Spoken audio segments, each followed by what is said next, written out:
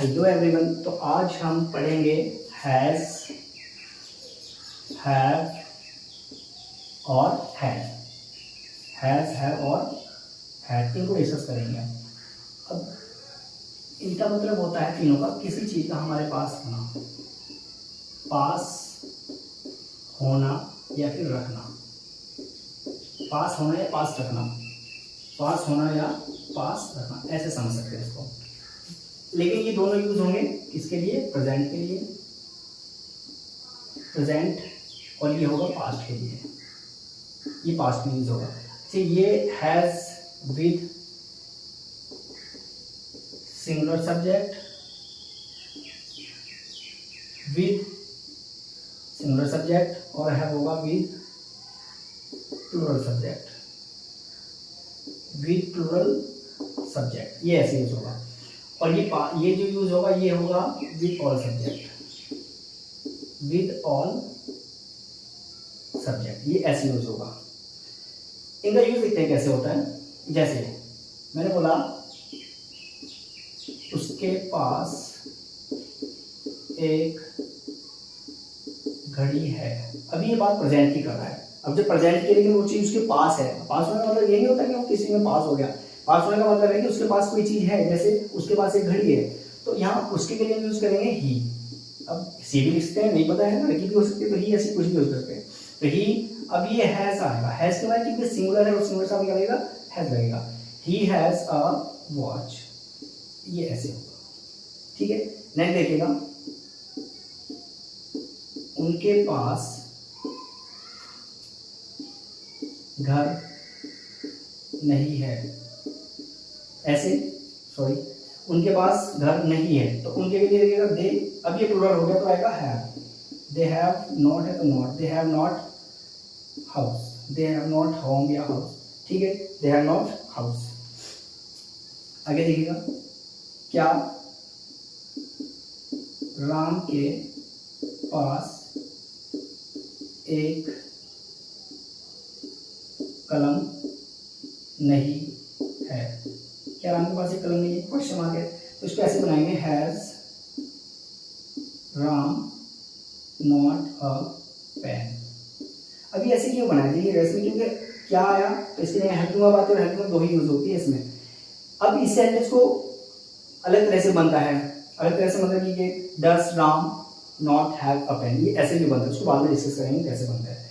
ठीक है, आगे देखिएगा, तुम्हारे पास एक गाय क्यों नहीं है।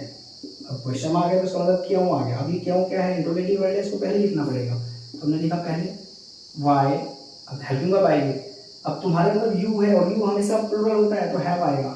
Why have you not a cow, why have you not a cow. I hope क्या वैसे नहीं है आया होगा कि हैज और हैव का यूज कैसे किया जाता है। अब हम देखते हैं हेड को, इसको हेड को देखेंगे। जैसे मेरे पास पिछले वर्ष एक कार थी, ऐसे सेंटेंस बनाया। तो पास थी, इसका मतलब पास की बात हो रही है, पास की यूज होगा हैड। तो मेरे लिए I had a car last year, I had a car last year. Seema के पास क्या नहीं था। अब ये ऐसे होता है, तो फिर क्या है? अब ये बाद में आया, क्या अगर सुनने होता तो वहां पर हेल्पिंग वर्ब होती, बट ये बीच में है, ये इंट्रोगेटिव वर्ड है।